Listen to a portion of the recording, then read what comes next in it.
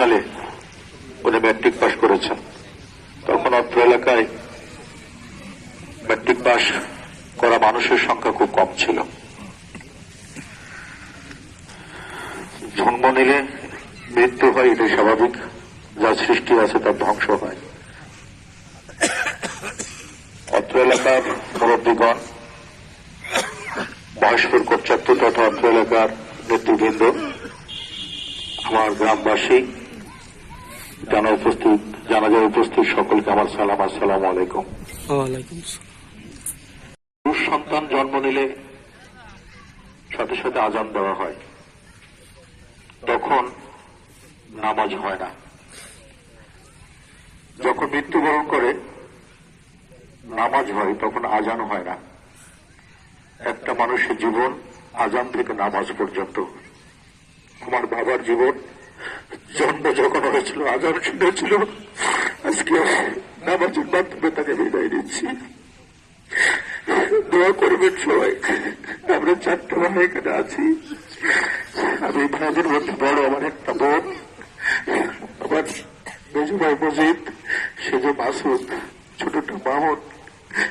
আমার বাবা খুব কষ্ট করে একজন শিক্ষক পিতার সন্তান হিসেবে, আমরা যেমন বাবা ছিল সন্তানের কাছে সার্থক পিতা, তেমনি আমরাও বাবার কাছে সার্থক সন্তান হিসেবে ছিলাম।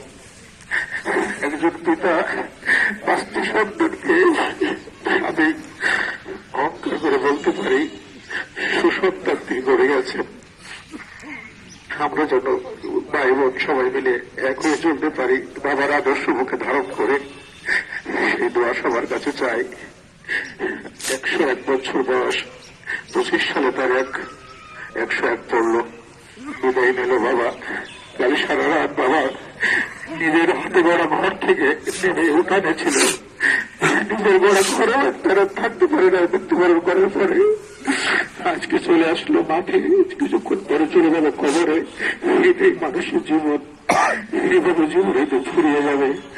ফুরে যাওয়ার আত্মযুক্ত আমরা যাতে সবাই সবার জন্য কাজ করে যেতে পারি, সেই প্রার্থনা আল্লাহ পাকের দরবারে আপনারা সবাই দোয়া করবেন।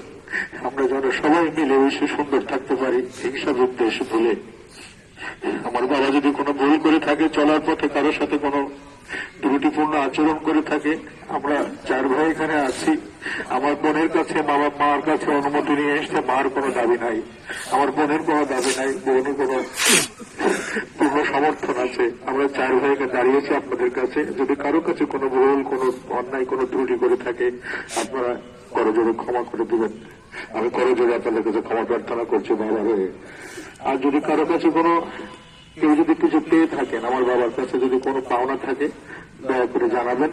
আমরা যত শীঘ্রই সেটা পরিশোধ করার চেষ্টা করব।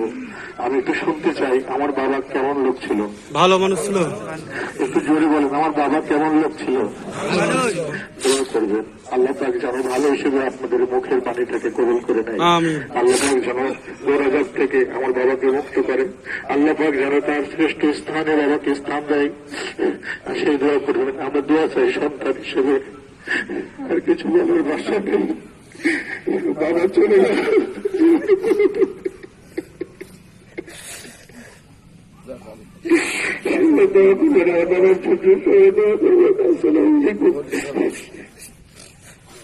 আলহামদুলিল্লাহ। আসলে